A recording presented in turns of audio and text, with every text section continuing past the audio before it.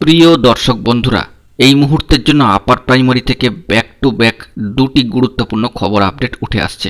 অত্যন্ত বড় খবর, অন স্ক্রিনে সেই বিষয়টিকে আপনারা কিন্তু দেখতে পাচ্ছেন। চাকরি বাতিল প্রসঙ্গ, তালিকা প্রকাশের কথা, পাশাপাশি হিয়ারিং নিয়ে গুরুত্বপূর্ণ খবর এই ভিডিওর মধ্যে সবটাই আলোচনায় থাকছে। তাই ভিডিওটিকে অবশ্যই শেষ পর্যন্ত মন দিয়ে শুনে বোঝার চেষ্টা করবেন এবং সম্পূর্ণ দেখে নেবেন। যে সমস্ত বন্ধুরা চ্যানেলটি সাবস্ক্রাইব করেননি, সাবস্ক্রাইব করে সঙ্গে থাকবেন। বন্ধুরা, আমরা প্রথমেই চলে আসি প্রথম প্রসঙ্গে, যে আজকে শুনানি বা হিয়ারিং প্রসঙ্গে যে গুরুত্বপূর্ণ খবরটি উঠে আসছে। আজকেও কিন্তু মহামান্য কলকাতা হাইকোর্টের ডিভিশন বেঞ্চে ৮ নম্বর কোর্টে সম্মানীয় বিচারপতি সৌমেন সেন মহাশয় এবং সম্মানীয় বিচারপতি প্রসেনজিৎ বিশ্বাস মহাশয়ের বেঞ্চে, অর্থাৎ তাদের এজলাসে কিন্তু ম্যাট 638 আপার প্রাইমারি শিক্ষক নিয়োগ সংক্রান্ত অত্যন্ত গুরুত্বপূর্ণ মামলা পূর্বেই জানিয়েছিলাম 116 নম্বর আইটেমে ছিল এবং দূরে থাকার জন্য সেই মামলা কিন্তু আজকেও শুনানি হলো না। অত্যন্ত গুরুত্বপূর্ণ খবর অন স্ক্রিনে দেখতে পাচ্ছেন। আগামীকালকের জন্য অর্থাৎ 20 সেপ্টেম্বর 2023 তারিখে সম্মানীয় দুই বিচারপতির এজলাসে এই মামলা কিন্তু আবার শুনানির জন্য রাখা হয়েছে, অর্থাৎ নেক্সট হিয়ারিং ডেট কিন্তু আগামীকালকের জন্য রয়েছে। তাই বন্ধুরা, যে ডেলি কজ লিস্ট আগামীকালকের জন্য আসছে তা দেখলেই কিন্তু আমরা সমস্ত বিষয়টি আপনাদের কাছে স্পষ্ট করে তুলে ধরতে পারবো। চলে আসি দ্বিতীয় প্রসঙ্গে। এর পাশাপাশি বন্ধুরা, আজকের দিনের জন্য আপার প্রাইমারি থেকে অত্যন্ত বড় একটি দ্বিতীয় বড় খবর হচ্ছে WPA 7510 অফ 2021। অত্যন্ত গুরুত্বপূর্ণ একটি মামলা, Soumya Saha and others versus the state of West Bengal and others.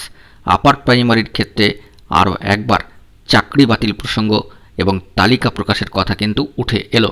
চলুন আমরা সেই বিস্তারিত খবরে প্রবেশ করি। অবশ্যই খবরটিকে তাই শেষ পর্যন্ত শুনবেন এবং ভিডিওটিকে ওয়াচ করবেন। যে বিষয়টি বেরিয়ে আসছে, যে বর্তমান ও ভবিষ্যৎ রিক্রুটমেন্টে প্রাথমিকে প্যারা টিচারদের যে সুযোগ দেওয়া হয়েছে সেই সমস্ত সুযোগগুলি পাওয়ার লক্ষ্যে, অর্থাৎ সেই সমস্ত সুযোগগুলিকে অবলম্বন করার লক্ষ্যেই আপার প্রাইমারির ক্ষেত্রে যারা প্যারা টিচার তারা কিন্তু বর্তমান ও ভবিষ্যতের রিক্রুটমেন্টে সেই সুযোগটি নেওয়ার জন্য সিঙ্গেল বেঞ্চে, সম্মানীয় সিঙ্গেল বেঞ্চে কিন্তু কেস করেছিলেন।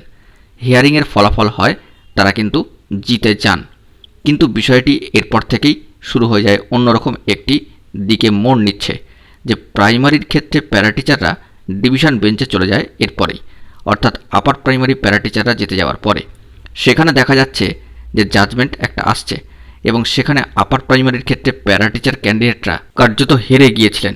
মানে তারা নিয়োগের ক্ষেত্রে অংশগ্রহণ ঠিকই করতে পারবেন, কিন্তু প্যারা টিচারদের কোনো সুবিধা কিন্তু তারা পাবেন না, এরকমটাই কিন্তু খবরে উঠে আসছে। অর্থাৎ সিঙ্গেল বেঞ্চ থেকে বিষয়টি ডিভিশন বেঞ্চে যায় এবং সেখানে কিন্তু পূর্বের নির্দেশটি কার্যত নস্যাৎ হয়ে গিয়ে আপার প্রাইমারি প্যারা টিচাররা হেরে যান প্রাথমিকের প্যারা টিচারদের কাছে। কিন্তু সবথেকে চাঞ্চল্যকর বিষয় হচ্ছে এটাই, যে পূর্ববর্তী নিয়োগের ক্ষেত্রে অনেক প্রাইমারি প্যারা টিচার যারা ছিলেন তারা কিন্তু চাকরি পাননি।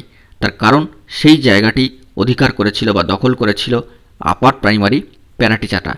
এবারে তারা কিন্তু একেবারে সম্মানীয় বিচারপতি মাননীয় জাস্টিস অভিজিৎ গঙ্গোপাধ্যায়ের এজলাসে যাচ্ছেন।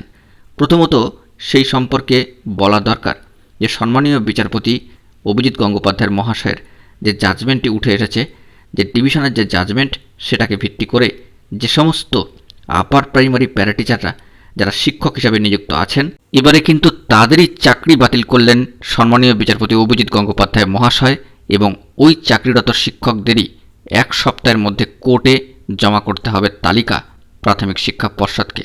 এরকমই কিন্তু সামাজিক গণমাধ্যমে খবরে উঠে আসছে এবং সরাসরি কোর্ট অর্ডারটি আপনারা কিন্তু অন স্ক্রিনে দেখতেও পাচ্ছেন।